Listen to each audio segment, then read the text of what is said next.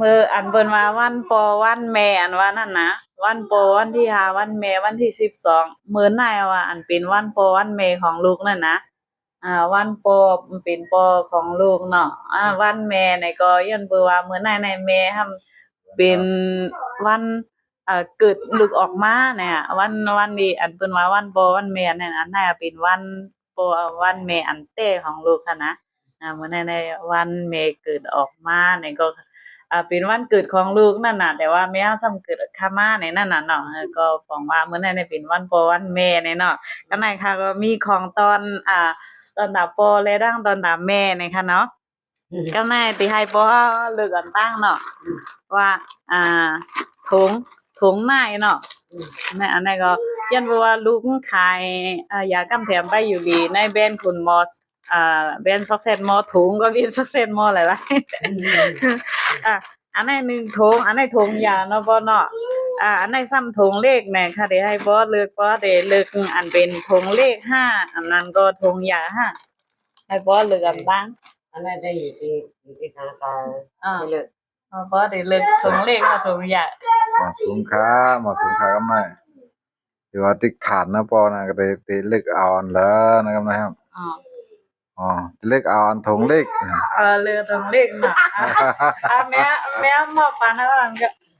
แม่มาปันบ่เดี๋ยวทางนี้ก็ให้มานั่งกลางต้องห้องแซนใครใครเปลี่ยนนั่นก็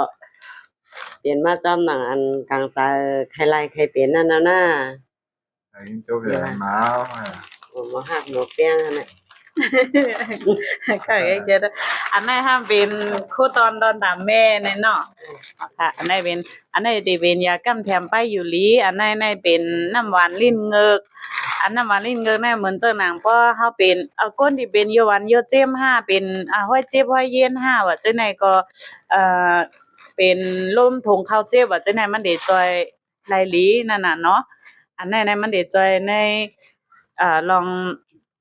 ไปอยู่หลีเฮาเหมือนเจิงไม่เฮามือก่อนน่ะยามผ่าใส่ติ่งออกนั่นน่ะเนาะเฮ็ดนั้นแหละหมังปอกก็ใก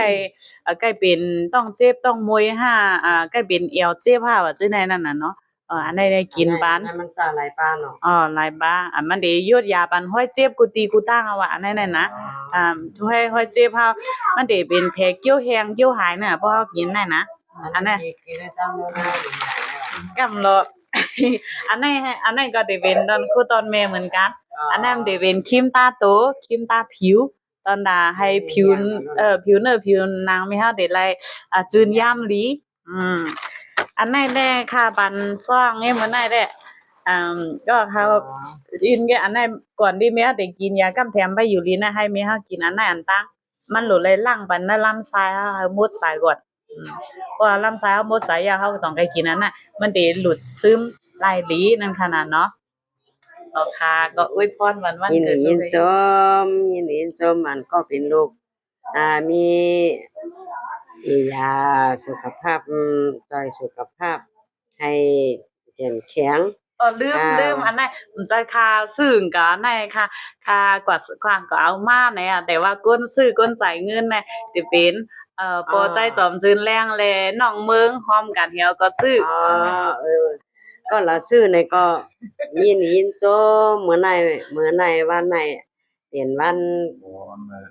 นปอวันแม่เนาะวันเกิดลูกวันแม่ก็เกิดลูกในวันเดือนสี่ลองชีพคำไหมลูกก็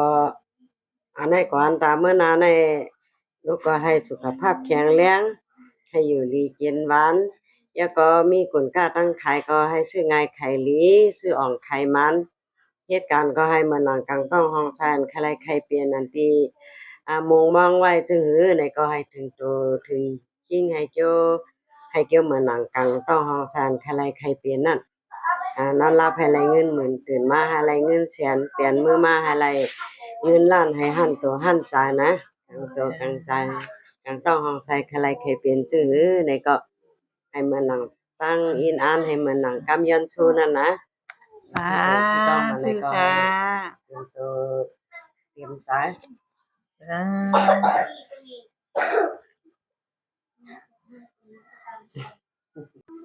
บ่อวยพรวันเกิดวันนึง cái của này มันเป็นมันน่าเป็น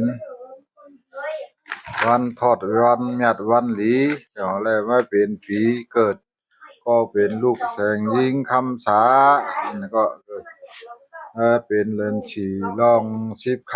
ำแต่เมื่อหน้าก่อนหน้านั้นก็เป็นพ่อเป็นแม่นี่ก็สุต้องหมังลาบันเกิดมายามดียามทอดยามยัดนี่ก็นักก่อนหน้านะฮะอะไรอยู่ดีกินวันก็เย็นเทศาหาเงินหาข้ามหาเกี่ยวไรเกี่ยวมากเกี่ยวมีคุณค่าทั้งขายทั้งก็ให้กะอ่อมไขมันให้กันนาขึ้นอย่ามาสูงมีคิดเมตตาอย่านำคนดีคุณมีเมตตาคนอ่อนนุ่มมีเมตตามีเมตตาถ้าเพิ่นฮักเพิ่นไปอย่าน้ำให้กันทางอะไรกินต่อขอทางก็ให้มันตั้งแต่ยันคืนอะไรกินเล่นๆนั่นก็นั่งกลางเจ้าของใต้ใครมีใครมีเงินมีค่ามีเฮินมีมีรถมีการมีถือก็นั่งกลางเจ้าของใต้ได้มันถึงที่ยังหมายหน้าต้องเอามือก็เห็นแล้วมันหนังคมหนังความหน้าจะตู้แสดงว่าวิธีจุ่ม ก็ได้บ่คิดด้วยล่ะเป็นอียากำแถมไปอยู่ลีห้าเป็นอียห้า เนี่ยคือ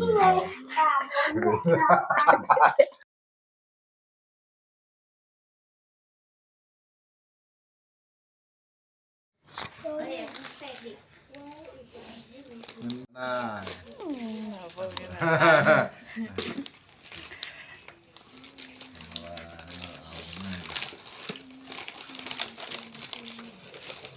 ว้าวเอาเลย เลย ก็ว่าเอาบนว่านั่นมันไม่รู้เพราะต่างกันแล้วก็ไม่รู้นั่นล่ำทำเพราะเพราะเอ็นเพราะแห้งทำเพราะอยู่รีป้อมเพราะติมโทษพอว่าเอามีการเลขการอยากก็ยากแต่เอาอันเลขอันนั้นแล้วเหมือนพวกกล้ามเทนไผ่ตั้งอยู่ดีพอเป็นแม่พอเป็นมีหวานเป็นเงือกกันนะพอวนถึงว่าพอหักแม่ในมันลูกก็หักแม่พ่อก็หักแม่นะครับอยู่ดีกินหวานพอ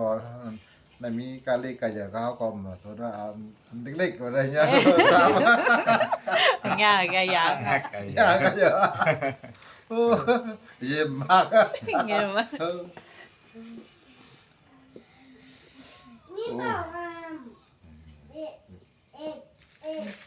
ไม่เลยค่ะ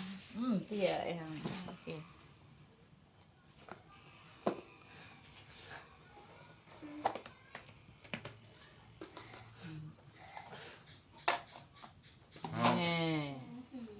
เขาก็มาพูดกับลูกว่าจะเอาวนนะว่ามันเลยถ้ามันอยู่ที่บ้านนั่นนะ เปิดเครื่องเนี่ยครับ หญิงชมไอ้เก่า ตั้ง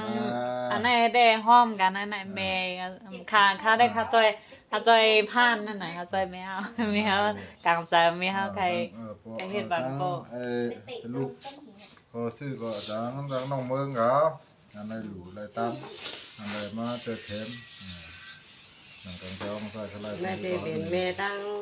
ทำยำ นั่นนี่อันนั้นนี่น้องเมืองนางปอใจ